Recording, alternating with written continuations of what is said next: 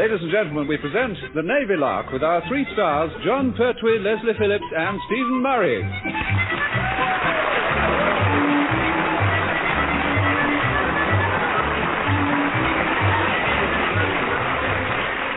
Nothing does a chap so much good as an evening out with the boys.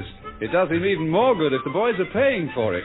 Unfortunately, when I'm out with them, I usually find the boys have all mislaid their wallets, they've left their money in their other suits, or they all swear blind they thought the party was on me anyway. Needless to say, Troutbridge has at least one of that sort.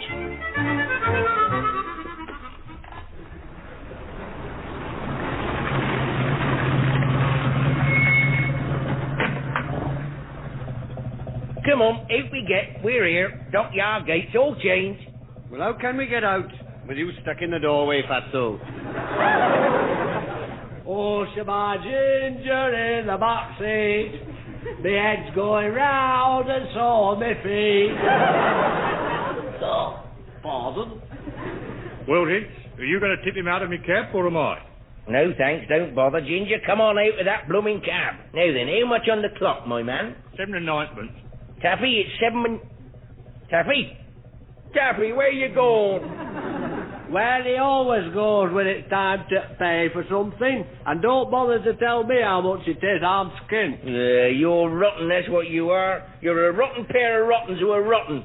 7 and 9pence, you said, my man? That's right. Here you are, then. 8 bob. Keep the change. What, all of it?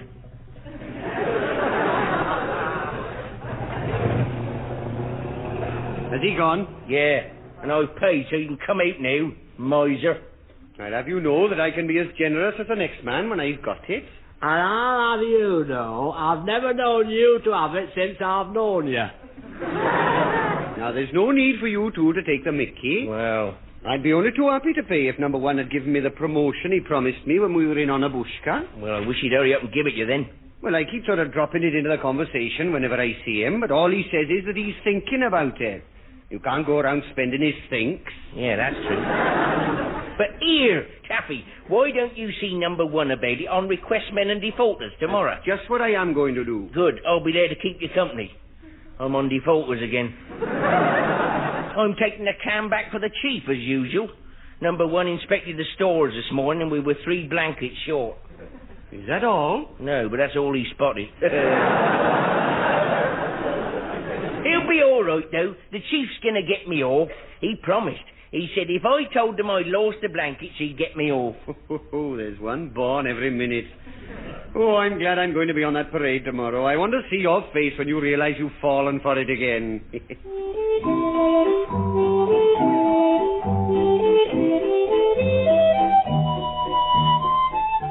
Excuse me, sir, but whilst you hold requestmen and defaulters, would you mind if I sat in?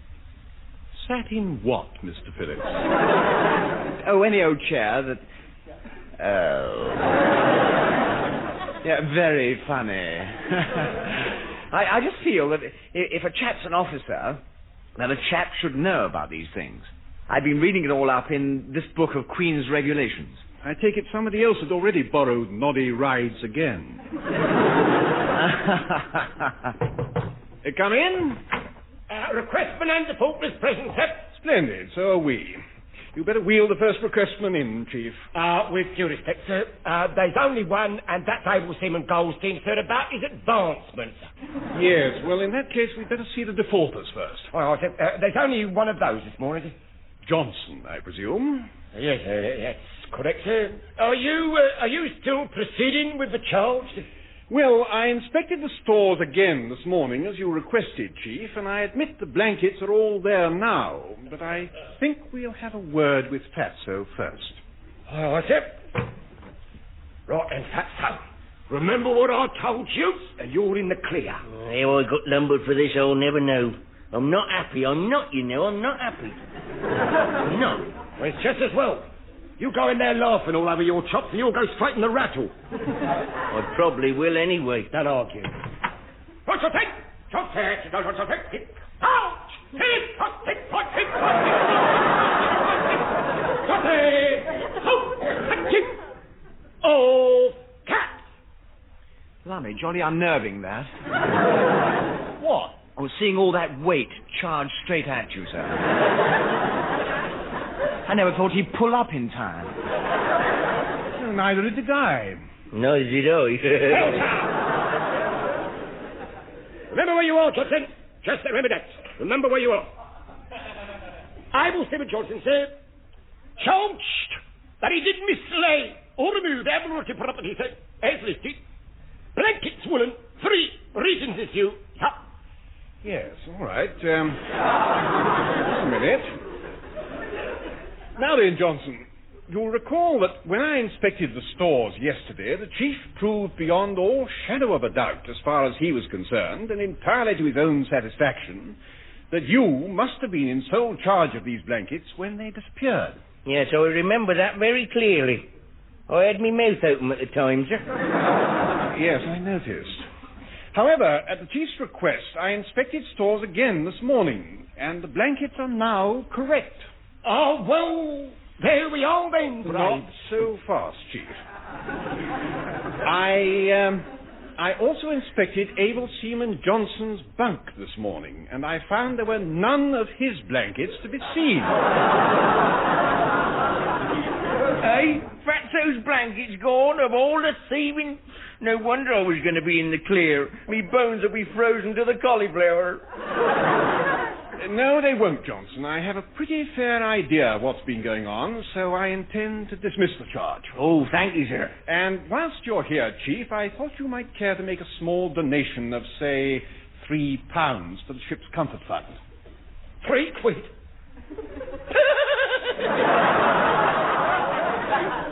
3 quid? What, from me? Accepted, Chief. Very generous of you. Now, as treasurer of the fund, I award £3 to Johnston for the purpose of supplying himself with, additional blankets. Dismiss. Right, Chasen. On, cap, about, time, creek, march, a lift.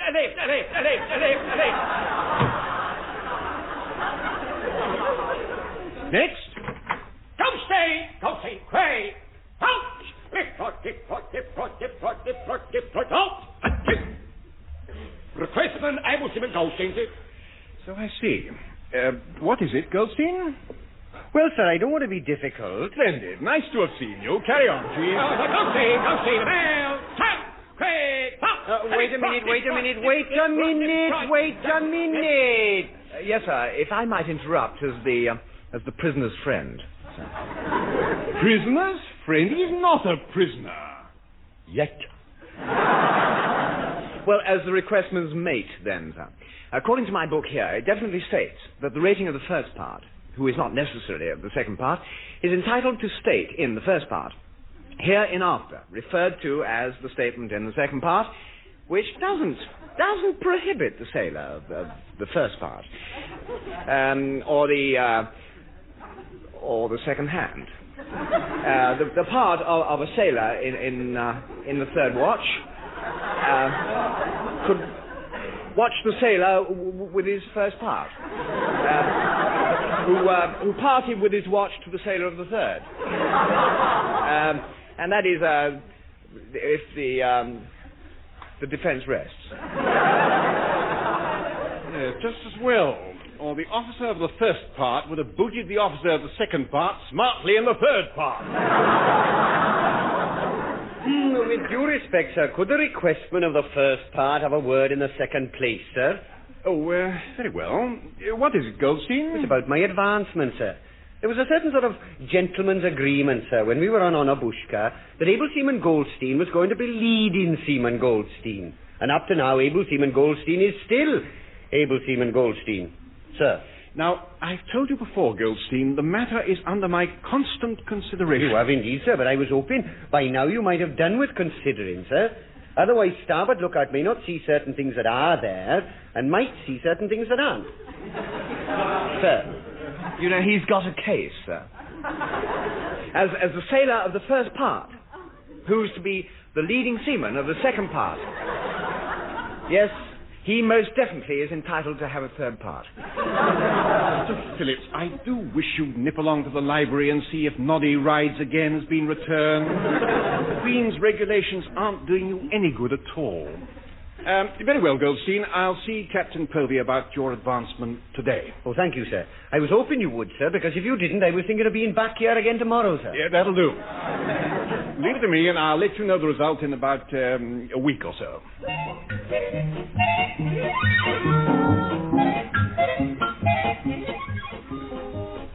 Oh, hello, Heather.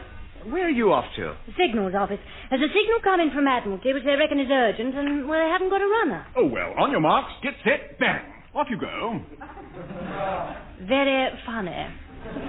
Next time I'll put on my shorts. Oh, I shouldn't bother. That is, I mean, they're hardly worth it. I mean, it's, cool. I think you'd better go and see Captain Povey. He's waiting for you. Oh, dear. Come in. You wanted to see us in our shorts, sir. You wanted us short-circuited. I think I'll come back later. Oh, stay right where you are. Number one, I've just had the dockyard police on the phone about one of your ratings. Which one is that, sir? The fat one. Johnston. Able Seaman Johnston. Oh, that can't be right.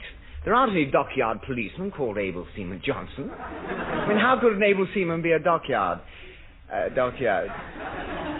Mr. Phillips, have you caught up with us yet? Yeah, very nearly, sir. I asked you here because I'm just as puzzled as the police are. Why, what's Fatso been up to this time? Well, the police caught him trying to smuggle 3 blankets in through the gate. Not out. In. He insists that he bought them in Gosport at the Ebenezer Pertwee self-service war surplus supply stores. Lummy. So that's where the first 3 went. Excuse me. Excuse me. Oh, this is absolutely cool. Wren Chasen, kindly control yourself and explain what it is that you find so amusing. Well, I'm trying to, but really, I wouldn't have missed this. Hello, what is... Now, stop it, you two.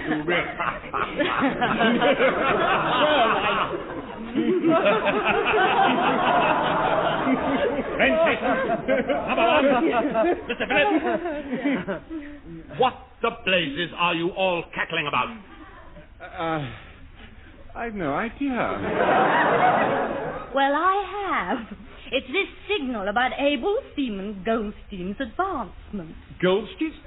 Oh, they made him up. Oh, they have, and how? They've made him into a Commodore. What? Cool. Jackpot. Goldstein? A Commodore? But this is ludicrous. But there's been some mistake. Tell Signals to have it checked at once. I already have, sir, twice. And they confirm promotion to Commodore to take effect immediately. But they're mad. But they've gone clean off their bungling, idiotic rockers. But something's got to be done about this at once. Well, sir, I imagine the first thing will be to tell Commodore Goldstein. Tell him? Oh, certainly not. Oh, no, I'm not going to tell him. I think you should, sir. I mean, supposing it isn't a mistake. It might be some experiment Admiralty are trying, and if they heard that you hadn't informed the Commodore, well... Oh, dear, yes, I hadn't thought of that. Yes, thank you, number one, yes. Well, we'd better get aboard Troutbridge at once and tell him. Yes, and can we be there when you do, sir? Why? Well, that means he'll be 1 rank higher than you, sir. What? And I think once that sinks in, it might get jolly exciting. Really, honestly, what these fools will get up to next is quite beyond me.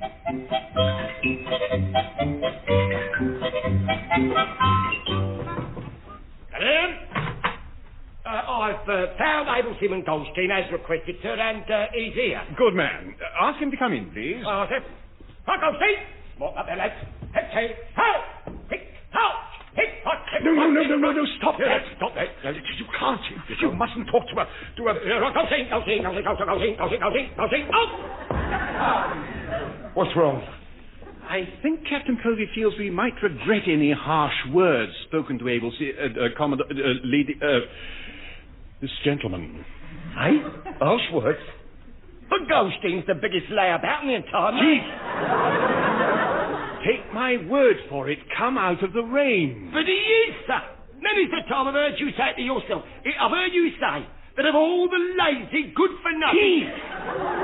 You just can't help some people, can you? Well, you ought to know we've never got anywhere with you either. Will you be quiet? And now then, Able Commodore... my man. You've been made up to... You've been made... Oh, number one, you tell him I can't bear to. Tell me. Well, don't say they've made him a petty officer. Well, not quite, Chief. Goldstein, you've been made a Commodore, sir.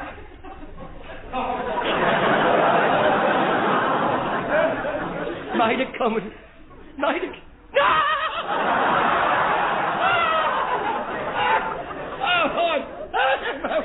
Oh, the comical, sir. One of your best, sir. You're the proper card. Go on, Goldstein, laugh. Ha, ha, ha. It is not a joke. You have been made a Commodore with effect from now. Turn the truth. It's true.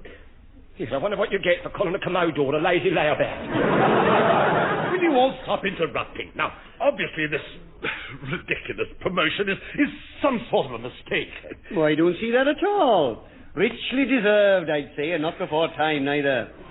Right, well, there's going to be some changes round here. And for a start, we're putting to sea at once. Oh, now, look here. Watch it.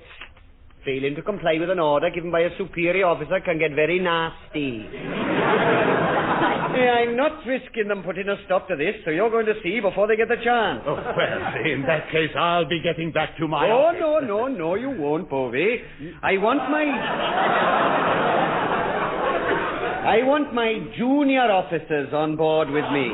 You're staying here. Chief? Sir? No. Oh, no, you don't. You mean sir. I'm going to enjoy this. Chief, we're going to stores. We are? Yes. For the time being, I want a nice fat ring painted on each of my sleeves and a bit of cardboard I can shove in my hat as a peak. Goldstein's governor from here on, see? Stand by to sail. But where are we going? Now, where do you think we're going? I've been trying to get there ever since I signed on. Swansea, of course. I knew it.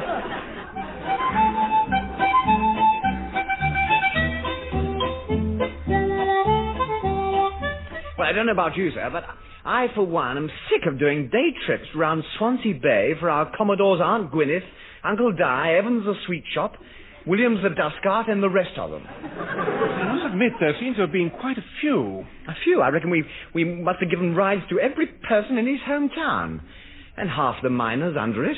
Well, I find it flaming difficult to take him seriously with that great fat ring painted on his sleeve and that bit of cardboard covered in scrambled eggs stuck in his hat for a peak. I know what you mean, but it wouldn't be so bad if he hadn't cut the cardboard from a box of cornflakes. Yeah, quite, Sam. And how can you keep a straight face when you look at the bloke and see that he's got free gift inside written on his head? Yeah, well, that's better than the first piece he had. That proclaimed to the world that his head was the large economy size and worth double. Yeah. His head's the large economy size, all right. Heads don't come no bigger, heads don't. Look, can't Captain Povey do something, sir? Apart from sitting in the WT room, waiting for the signal to say that it's all a mistake.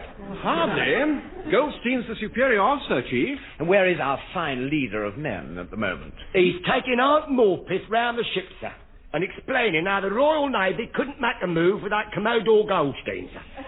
Uh-oh. Heads down. Here comes our master mariner and his aunt for the tour of the bridge. I'm delighted to hear it, sir. You're what? Delighted, sir. I think I've just had an idea that should put a stop to all these gadabouts on the briny for the Commodore's kith and kin. In you go, Auntie. This is me bridge. Oh, there's a lovely view you've got. But they might have given you a bit of lino on the floor. Well, I'll chat the first Sea Lord back about that next time we have fish and chips at his club, Auntie. So there's lucky you are to have such a clever Commodore as our Taffy. I'll bet you think a lot of him. Well, we think quite a lot about him. Careful, number one. Commodore's listening, and I've got a memory like a ledger. Now, this one here is our Chief Petty Officer. I thought it must be. Proper mean-looking. Just like you described him in your letters when you used to be put upon so disgusting-like. Come on, have a heart, madam. Have an heart. I mean, give a dog a bad burn and all that sort of thing, you know. I mean, you were speaking of the days before our grand old man of the seas, our beloved Commodore Goldstein, helped me to see the error of my way. Hello, what's coming? I don't like the sound of this. Worked wonders. He worked wonders, the Commodore has, madam. Worked wonders, yeah. You know, before his promotion, we was a disgrace to the Royal Navy. The ship was dirty and always making smoot and all that. But he's stopped it all. He's stopped all that now. Then I bet I know how he's done it. Our Taffy has made sure you've only had the best Welsh coal in your boilers. There's nothing to touch Welsh coal for that cleanliness, you know. Oh, I think I'm with it now. You are? I'm not. Wait a minute, madam. Did you say coal? Did I hear you say coal? Yes, well, I think we'd better be moving on now, Auntie. Wait a minute, Commodore, sir. When you were showing your auntie the engine room, surely you explained to her that we're oil burning.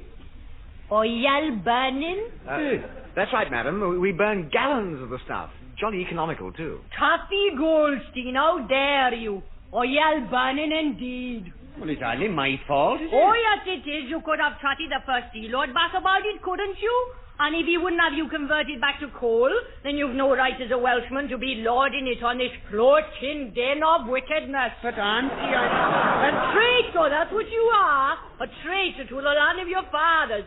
And not only your fathers, but your uncles and your aunties as well. Auntie, you don't understand. I understand, all right.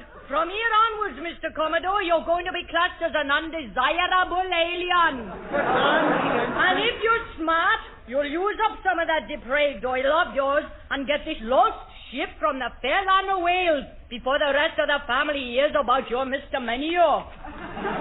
Well said, madam, and this way out. Thank you. At least the rest of you can be excused from this terrible thing. You can't help being English. Auntie, will you please slow down? Not until I've shaken the oil-ridden dust of this ship off my Welsh shoes. And don't you ever darken our pitted again, do ye, Aunt?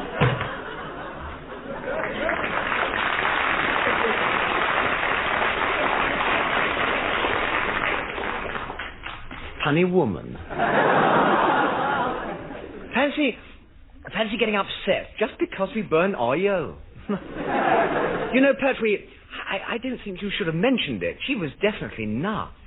Let's not even try to explain why you did, Chief. Seems to have done the trick all right. I think we'd better stand by to put to sea, don't you? All right, sir. And well done. Very neat. Oh.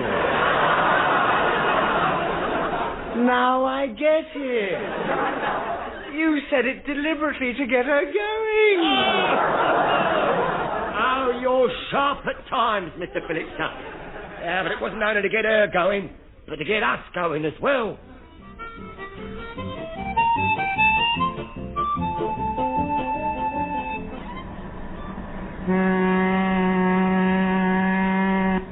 And what was that for, Mr. Phillips? Sheer joie de vivre because you've made the open sea without hitting anything? Well, how did you guess? Just as well. The sooner we're well away from Wales, the safer I'll feel. You can't be going any faster. Well, we might be able to, but the ship can't. I reckon he saves some motors out of crackers every year. I say, you chaps, I've just been getting some rather unfortunate signals. I've never known you get any other kinds, Lieutenant Bates. What are they? Well, it's just the tiniest bit tricky with the Commodore on the bridge, sir, because he isn't. Oh, yes, I am. I've been here for hours. No, I'm rather afraid you don't seem to be a Commodore at all, Taffy, old man. What? It seems that records found out they'd boobed rather rather badly, because there are 2 Goldstein T's in the service. The whole mistake came to light when they found a certain Captain Thomas Goldstein had been promoted leading seaman. I bet he went a bit fuse. Oh, dear. So Taffy shouldn't have been a Commodore at all. Ah, the shame. It's the bloated capitalists lording it over the downtrodden peasants as usual. Oh, no. One law for the rich, one law for the starboard lookout. Oh, do shut up. Well, Goldstein, what have you got to say about all this?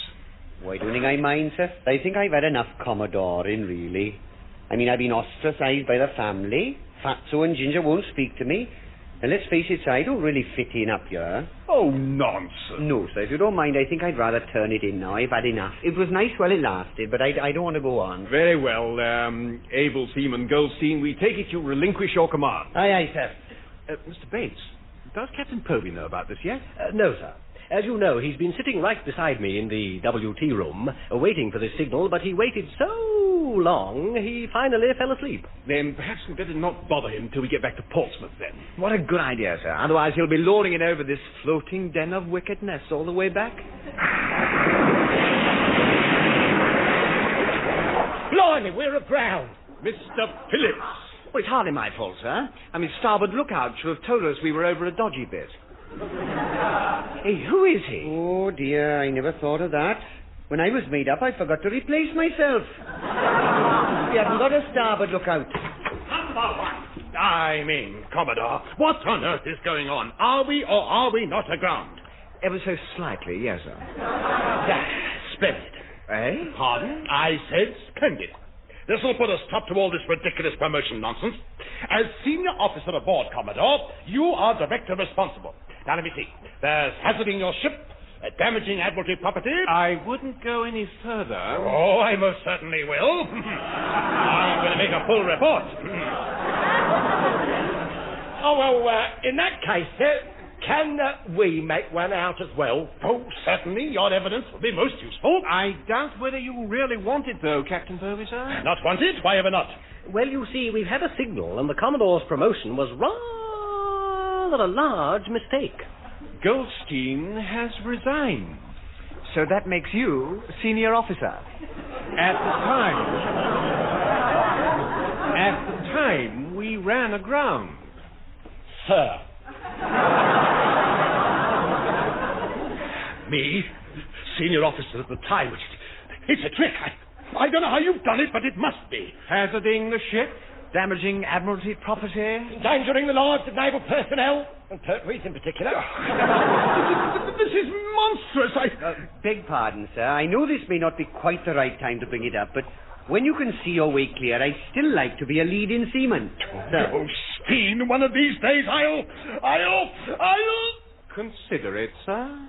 Oh, very well, I'll consider it.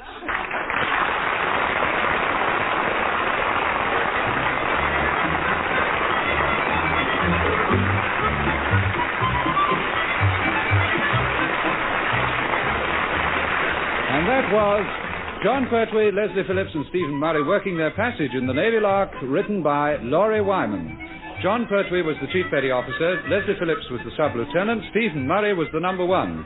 Captain Povey was played by Richard Caldicote, Able Seaman Johnston was Ronnie Barker, Able Seaman Ginger was Michael Bates, Able Seaman Goldstein was Teniel and Aunt Morpeth was played by Heather Chasen. The recorded production was by Alastair Scott Johnston.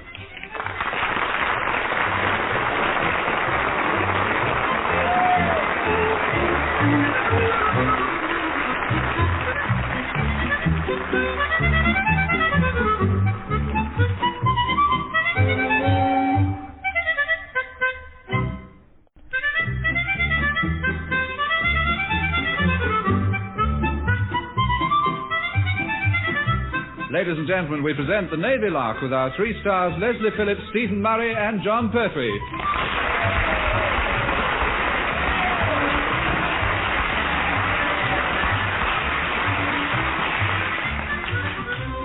With everyone's domestic expenses, there's usually one item which rocks the family budget.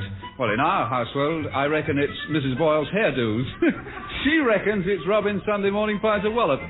But the Director of Naval Expenditure, however, he knows exactly who it is that's mucking up his books. HMS Troutbridge. It's for this reason he's sent for Captain Povey. I'm terribly sorry, Captain Povey, but the Director of Naval Expenditure, Mr. Merivale, is not available.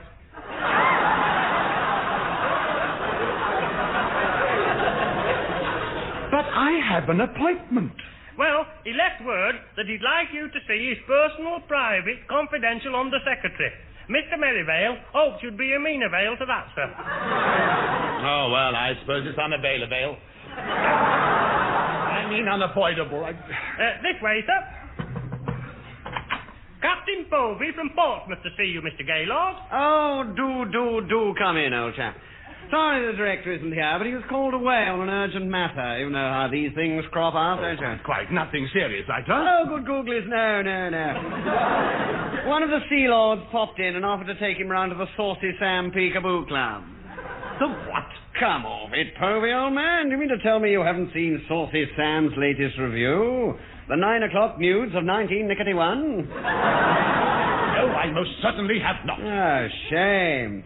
They've got the most amazing fan dancer there this week, specially brought over from Spain, you know. Supposed to be the absolute rage of Madrid. I don't care about it. Have they really? Very hot-blooded, the Spanish, I understand. Yes. What's her name? Luscious Lil. Oh, really? Mr. Gaylord, I've come all the way up here from Portsmouth about some urgent matter concerning naval expenditure. I did not come here to discuss Luscious Lil. Oh, you're so right, old boy. Well, now, the Director of Naval Expenditure has been totting up the old LSD for the year, and he was glad to find that the naval expenditure's gone down, with one glaring exception. Really? Well, that can hardly be anything to do with my flotilla, can it? I'm constantly... Troutbridge. Their little pileups have cost us almost as much as the rest of the home fleet put together. I'm not surprised. Well, it shook the big white chief, all right. He set up a committee, and their investigation has shown that the pileups have usually been caused by the most irresponsible navigational errors on this chap, Sub-Lieutenant Phillips. Oh, they're so right. Yeah, well, here's the point. They've decided to send down one of the instructors from the navigation school to give him a 3-day test. Oh, that'll do it. Oh, Sub-Lieutenant Phillips won't understand a word he says. When's he coming? The day after tomorrow, old boy. Captain, somebody or other. The point is this. Bearing in mind your constant watch on expenditure, we wondered if you and your wife could put him up. Oh, we'll pay the usual allowances, of course. No need to tell wife about that, huh? Oh, no, I suppose not. I'll expect this captain from the navigation school the day after tomorrow. Oh, jolly sporting of you. I say, you better let Troutbridge know he's coming too. We do like everyone to know about these unexpected inspections.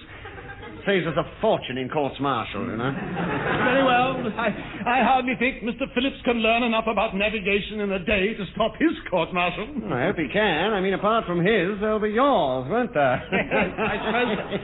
Mine? Well, you're flotilla, old boy. You're supposed to know what's going on, what? Well, then, have a nice trip back. Cheerio, Povey.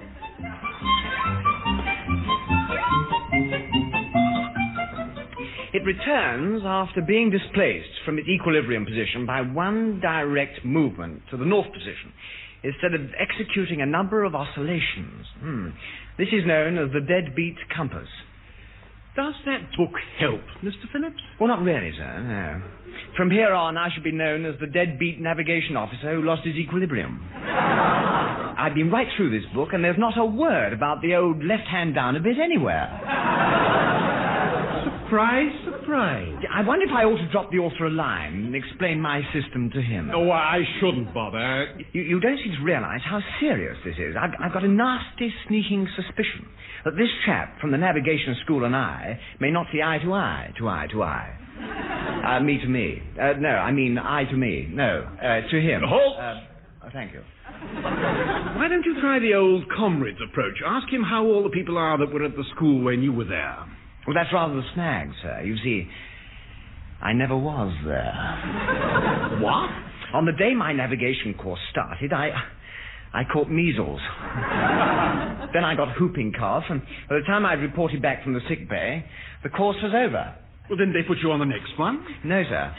Nobody had noticed I hadn't been on the first one. Good gracious. Oh, well, that accounts for quite a lot, doesn't it? Well, I don't see why, sir. At the final exams, I came fourth. Just a minute. I thought you hadn't sat for the exam. I hadn't. Fascinating. Didn't anybody query it? No. Mind you, the chap who came fifth looked a bit puzzled for a bit. Yes, I can imagine. But the question is, how am I going to keep Leslie out of the soggy muck with this chap from the school now? Oh, I've taken certain precautions on that little matter, Mr. Phillips. I felt this problem required the agile approach of a facile mind untroubled by principle. In short, Pertwee's boss. I expect that's him now. Come in, Chief. I trust you've thought of some solution to Mr. Phillips' little difficulty? Yes, sir. I've considered the whole situation in all its spectacles, sir. And there's a very simple way out. Oh, thank heavens. Now, what is it, Chief? Oh, sir. Just before this navigation school bloke gets here, sir. Dessert. Yes. Yes, I suppose I... Oh. You could well be right, Chief, but I think we shall just have to find a somewhat less drastic solution somehow. Oh, no, wait a minute. How about a nasty attack of the twinging screws? Yeah, very bad for the navigationals, the twinging screws, aren't they? Possibly, but Captain Povey is wise to them now. Yeah, I've noticed, sir. Let's see then. Come on, Pertwee, now then. Oh, all right then, I know. Look here, how about this? How about compassionate leave as your dear old white-haired mother is stuck in the doorway of the... No. No, sir. No. But it's inflammable, that is, sir. I mean, you can't leave white-haired old mothers stuck in the doorway. No, Chief. I'm afraid we shall have to this time. Well, tell me I'm doing my best. Just a moment. Aren't you forgetting one? Eh? Which one's that? Well, it's a little difficult to explain, but it works on the lines of, before you take any action over the outrageous thing I've just done, I hope you'll remember the small favour I did you 10 years ago. Well, what's the good of that? I mean, I never have done this chap a favour. Oh, I don't know. You caught measles and stayed away from his classes. You ought to be grateful for that. You know, I wish you two would take me seriously. If I'm not careful, I'll get slung out. There is that possibility, I suppose. That'd mean we'd get somebody else. And I must admit, I'm not keen on that. Oh, that's jolly nice. Jolly nice of you, sir. Well, not really. I'm working on the theory, better the steaming nit we know than the one we don't. If you ask me, sir, here. Well, I really don't know what to say. It's jolly nice of you chaps to put it like that. Chap appreciates it. Comradeship of the service and all that. You know, it's really very touching. I'm really quite... Better than what?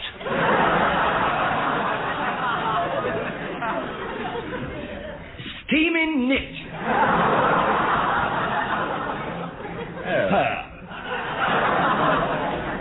Yes.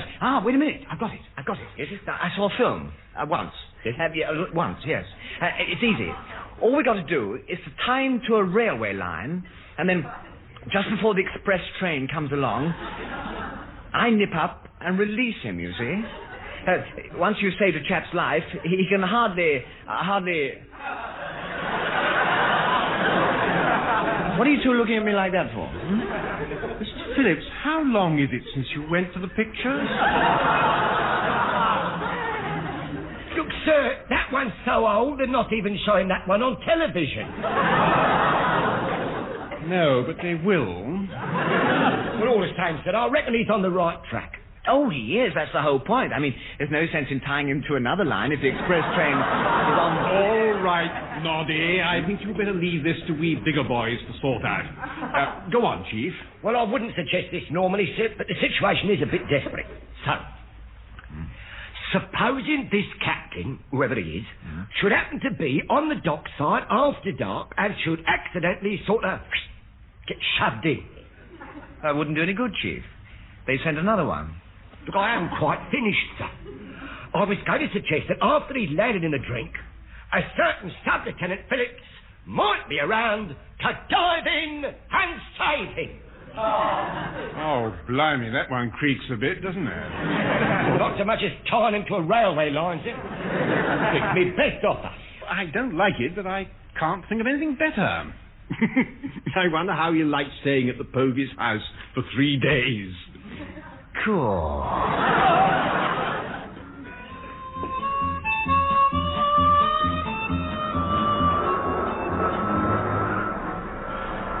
Povey, switch that vacuum cleaner off at once.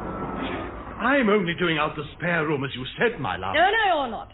I said nothing about allowing you to use that machine. I told you to do it with your little dustpan and brush. I can't, my love. The brush is worn out. Oh, no, it's not. I'm not a fool, Henry. I saw you out in the yard cutting all the bristles off at the garden shard. Oh, dear. A nice way to treat my birthday present to you, I must say. I was only trying to trim the bristles up, my love. Oh. Well, you've done that all right. All you've got now is a handle with a 5 o'clock shadow. I'll buy a new one, my love. Naturally. Well, take your apron off. This guest of yours should be here any time now. Nice carry-on this is, turning the place into a common lodging house for 3 days. It wasn't my idea. And another thing. You're holding something back. You've been treacherous ever since you got that signal telling you who this captain is. One of your old cronies, I suppose. Not mine. One of yours. What was that? Well, come along now, speak up. Well, you must know, I understand the chap who's coming here from the navigation school is Captain Franklin Pettigrew. What? Snogger Pettigrew. From the Chatham days, my love. Good grief. Of all the... Franklin coming here. I'm afraid so. Oh, no, this is too much.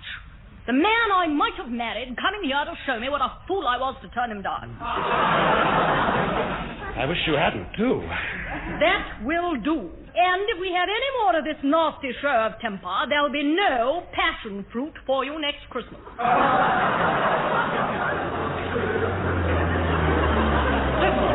Listen, there's a motor. It's stopping outside here. It's so big it stopped outside next door as well. It's him. Look, there he is. Handsome as ever.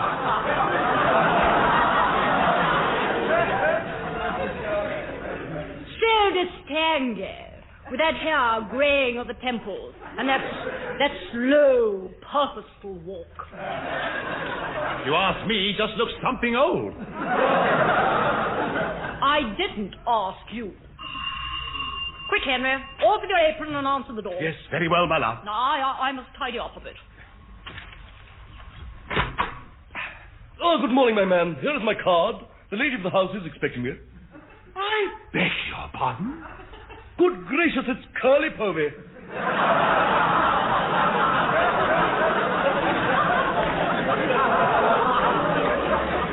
I'd never have known you.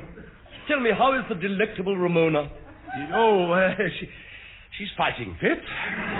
She'll be down in a minute. Come in. Jolly nice of you. Take the cases, will you? Your man can take them up to my room later. My man? We haven't got any servants. No servants? Great Scott, you don't mean to tell me that poor dear Ramona has been reduced to actually having to soil those pale lily-white hands of hers? Oh, certainly not. I have to do all the housework. Quite right, too. I think she's coming. Good grief, Ramona, where are you going? Nowhere, Henry, why? But you've got your evening dress on, and all those shiny beads your mother gave you, and the feathered boa your grandmother left you. Now, don't be tiresome, Henry. You know we always dress for dinner. We do? But I thought you must be opening some bazaar. What? Franklin. Ramona. My dear Franklin, how utterly delightful to see you again. Ramona, my dear, it's been so long. In fact, looking at you, I'd no idea it had been so long.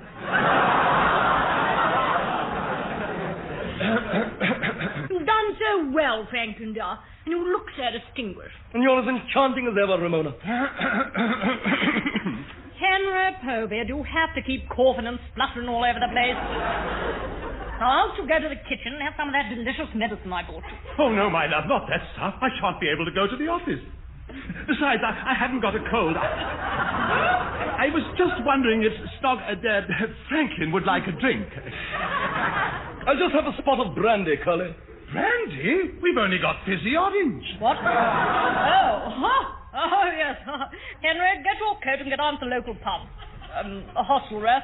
And bring back a miniature brandy for Franklin, a pseudo sham for me, and you've got your fizzy orange already, so that's the lot. What? Leave you here with... Don't argue, Henry. We have a guest.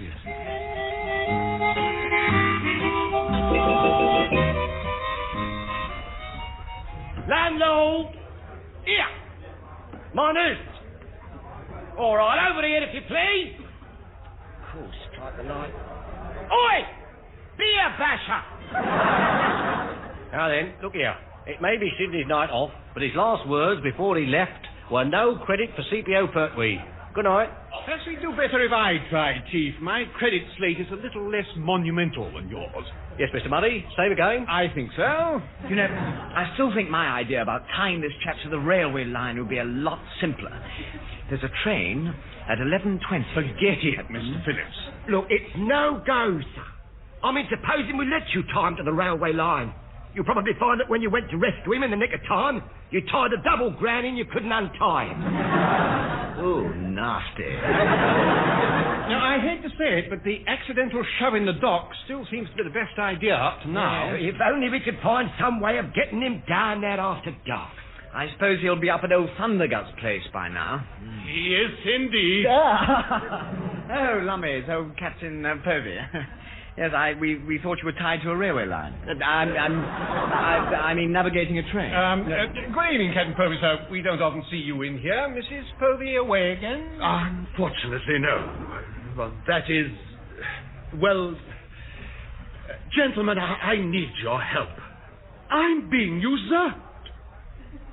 Oops.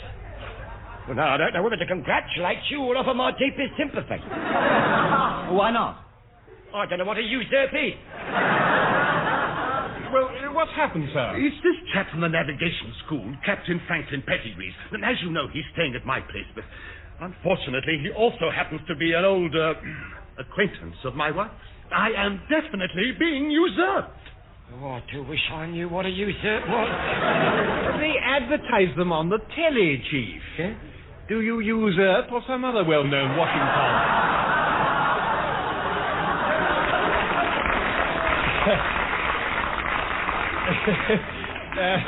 Sorry, pardon. This is no laughing matter, is it, sir? No, it's something well isn't. The sooner that man goes, the better. I second that. There's a train at 11:20. And I know where there's a ball of string. Look, Mr. Phillips, look, I do wish you'd stop harping about your flaming puff-puff. What's he talking about? Captain Povey, sir, it seems to me that the quickest way of getting rid of this chap is to satisfy him that Mr. Phillips is competent. You're joking. You must... Not exactly. I mean, I presume that should Mr. Phillips be proved otherwise, it won't exactly help the confirmation of your promotion. And at the same time, it might well keep this navigation chap here. Yes, I suppose that's true enough. It seems to me, sir, that the sooner we prove to Captain Pettigrew that Mr. Phillips' navigation is sound, the better. The moment you put to sea tomorrow, Pettigrew is going to know. But wait a minute. Wait a minute, though. There's just a chance of saving the situation. I saw it done once. Yes, so did I, sir. Somebody tied him to a railway line. And just as the express thunders down... Phillips, why don't you order another shandy and jump in it? Quiet a minute. What we need is a really delaying tactic. Now, supposing we could convince Pettigrew that he's ill or caught something, he'd have to go to the sick bay, wouldn't he? Yes, that would get him out of your place. Yes, and give this idiot some time to spot up his navigation. Well, he's not catching the twin screws. They're mine. No, but this might work in with the idea we were working on. If he should happen to fall in the dock, he might well think he'd got pneumonia, mightn't he? Fall in the dock? Yes, sir. We haven't much time to explain, but do you think you could persuade the captain to come down to your office in about half an hour? I could try. I'll do my best.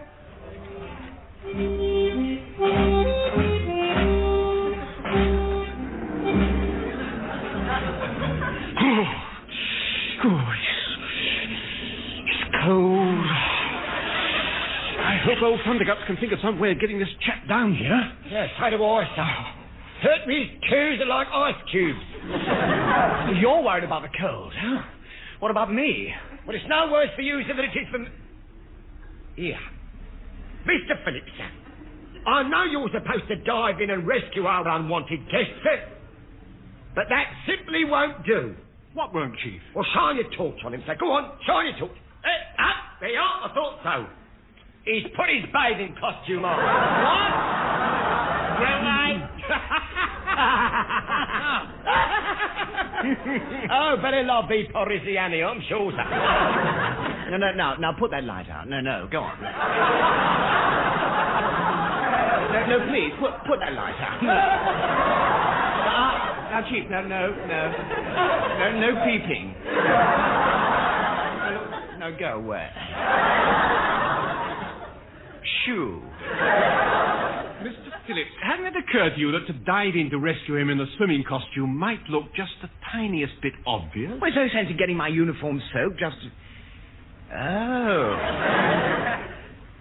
Well, turn your backs and I'll put my uniform on again.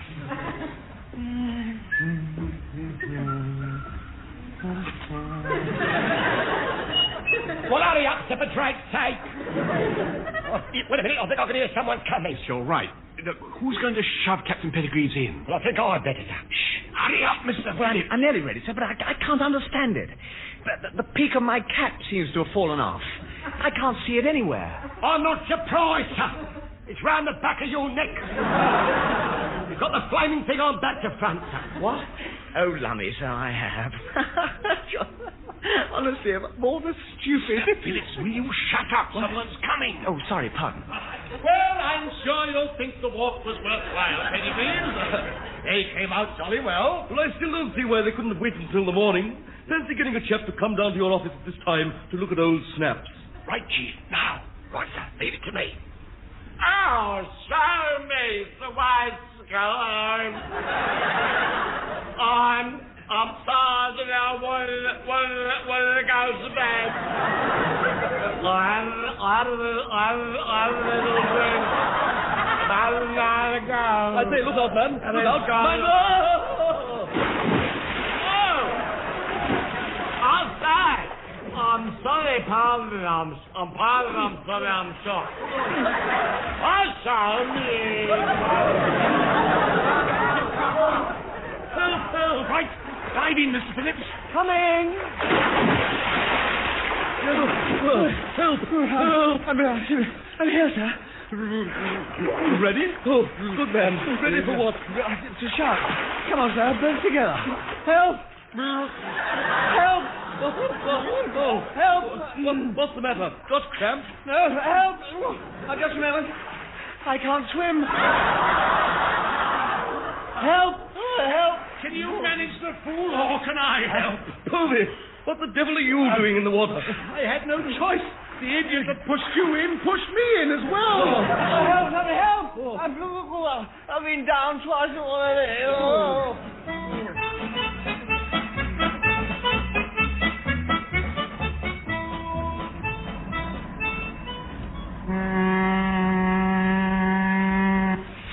Steer green 50. Steer green 50, sir. Starboard 15. Starboard 15. 3 to 1 bar 1. Red. A red, sir. No, 5. No, port. 5, no, port. port. A port. Yeah, port and lemon. Port and lemon. I mean, you mean left hand down a bit, sir? Yes, please. Cool. Come on, relax, Mr. Phillips, sir, relax. Captain Pettigrew has left the bridge for a bit. I just can't understand his attitude. Let's face it, during this little trip, you've committed every conceivable navigational error in the book. Yeah, and a couple off the covers as well. And yet he's just beamed and said, excellent, well done. Well, watch it, here he comes. Well, gentlemen, coming into dock again, I see. Excellent trip, excellent. But I nearly hit the lightship. No, hardly your fault, Phillips. Must have been off station, what? Well, Oh, no. Fair's fair. I mean, it's hardly their fault. I bashed straight through. Mr. Phillips, the docks. Well, oh, right. Oh, lummy. Steer 3-4. Steer 3-4, then. No. Bearing green. Bearing green. That is. No. First on. No, it's first on. First on some of them. No, it's on. I mean, upper bid Ada. Up it, eh? No, I say. Have you tried left hand up a bit? Oh, rather, hundreds of times. It never fails.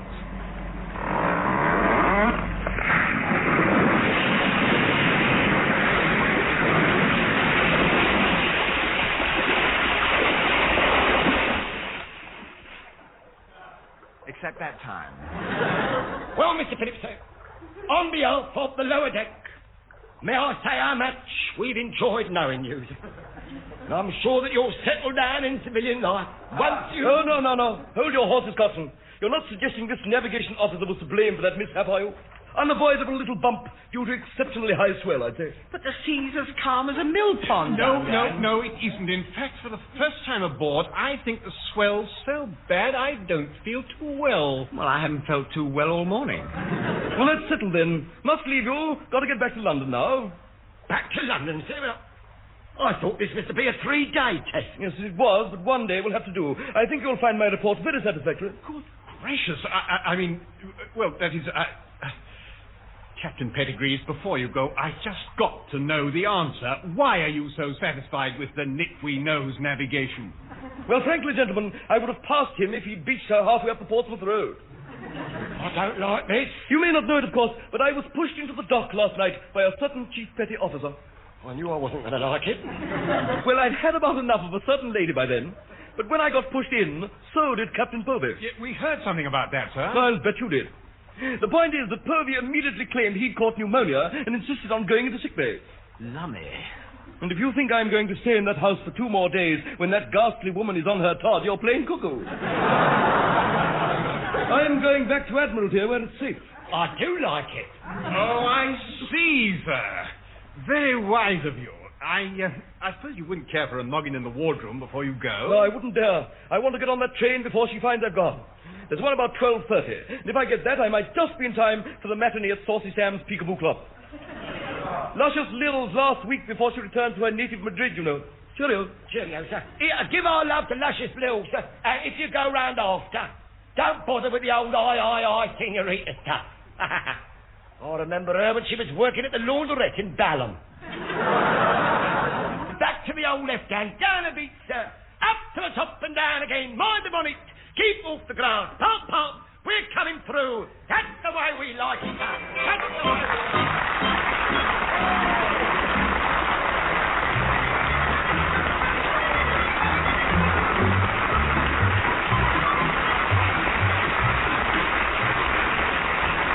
And that was Leslie Phillips, Stephen Murray and John Pertwee working their passage in the Navy Lark, written by Lawrie Wyman.